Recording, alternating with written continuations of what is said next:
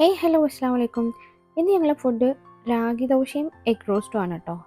നമ്മളെ മക്കൾക്കൊക്കെ നമ്മൾ എപ്പോഴും അരിയാഹാരമല്ലേ കൊടുക്കുക.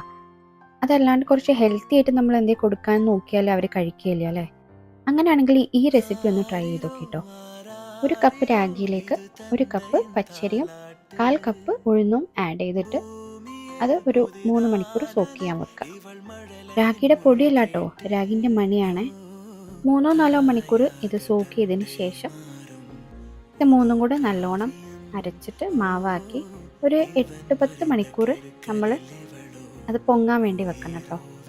അതിന് ശേഷം നമ്മൾ സാധാ ദോശ ഉണ്ടാക്കുന്ന പോലെ നോൺ സ്റ്റിക്ക് പാനിലോ അല്ലെങ്കിൽ ഇരുമ്പിൻ്റെ ചട്ടിയിലോ ഉണ്ടാക്കിയെടുക്കാം കേട്ടോ. അതിൻ്റെ കൂടെ കുറച്ച് നാടൻ നെയ്യൊക്കെ തേക്കുകയാണെങ്കിൽ അടിപൊളിയാണ്. നെയ്യ് തേച്ചാലും തേച്ചില്ലെങ്കിലും ഭയങ്കര ക്രിസ്പാണ് കേട്ടോ ഈ ദോശ. ഒരു രക്ഷയില്ലാത്ത ടേസ്റ്റുമാണ്.